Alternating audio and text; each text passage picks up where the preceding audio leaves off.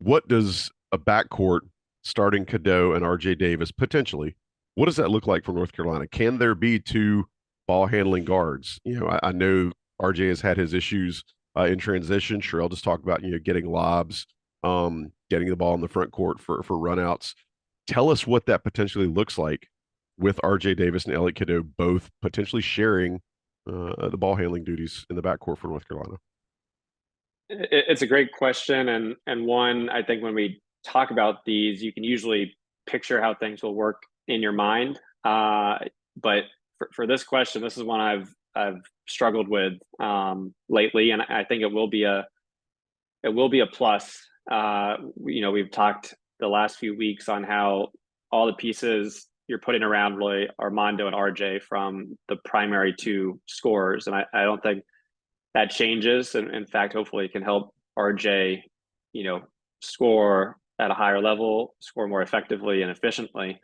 But, the concerns, one, well, we'll stay on the offensive end. One, both players need and like the ball in their hands. So when a defensive rebound comes, how is that going to work? I think the preference would be to have Elliot Cadeau bringing the ball up and looking up the court, because when RJ usually is pushing, it's rare that he's passing up ahead. So I think that is a question and concern in terms of who is kind of that primary ball handler bringing the ball up the court, and then defensively, in terms of the size, you have a 6'1" guard and RJ Davis, so you have two pretty small guards defensively. I think Elliot Cadeau, his feet are so quick and his agility is so high that he loves to get up and pressure people. So a little less concerned about that.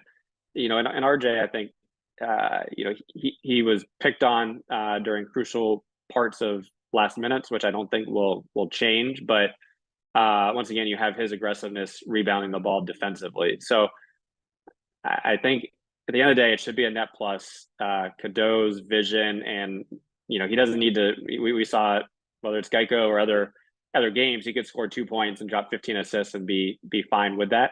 But I think there'll definitely still be an adjustment period between the two of them and figuring things out offensively. And then you throw in Ingram, who is another guy that likes the ball in his hands and is a good passer in a different sense than both of them. So that's something the coaching staff is going to have to try to figure out. And I think it'll be maybe a little bumpy initially, but at the end of the day, it should be a net positive when you're expecting RJ to carry a heavy scoring load for the team next year. Sean, so I'm gonna ask you something. Pretend you're Hubert Davis and you just got the news that this is happening. Kind of, how do you couch it or color it with not just RJ Davis, but the rest of the team? Like, how do you, I don't want to say sell, but how do you pitch it to them? I mean, you pitch it to one with RJ first, that you're still going to have the ball in your hands. You're going to be playing. You're going to be having the ball in your hands at whether it's G League, NBA, overseas, wherever the next step is. So this isn't harming his overall growth or how he's viewed, but it's a, hey, you've been a great scorer, but this is going to help you score even more and get better shots, not have to do it all on your own, which I think some of us were thinking early on it might be from a guard perspective. So I think from RJ, it's how does this help you not change any of your game, especially if you want to be viewed a certain way, but at the same time, help you score more effectively, efficiently, and almost like a miniature Marcus Howard type role where you're still undersized, but you can focus on scoring and what you do best, add in the defensive rebounding, passing the pick and roll. Because once again, Caleb did have the ball in his hands a lot. From a team perspective, I think it's easy.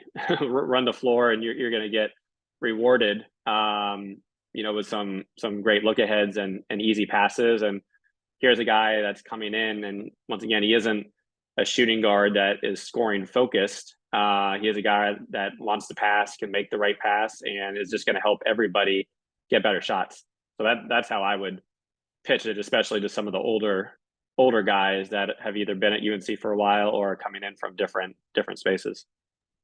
All right. But So, at the same time, I think you also have to go to RJ as a senior and a leadership role of him accepting this and him willing, almost taking Elliot Cadeau under his wing a little bit and kind of being that big brother, which I think is extremely important, just given a lot of the lack of chemistry we saw last year amongst the team.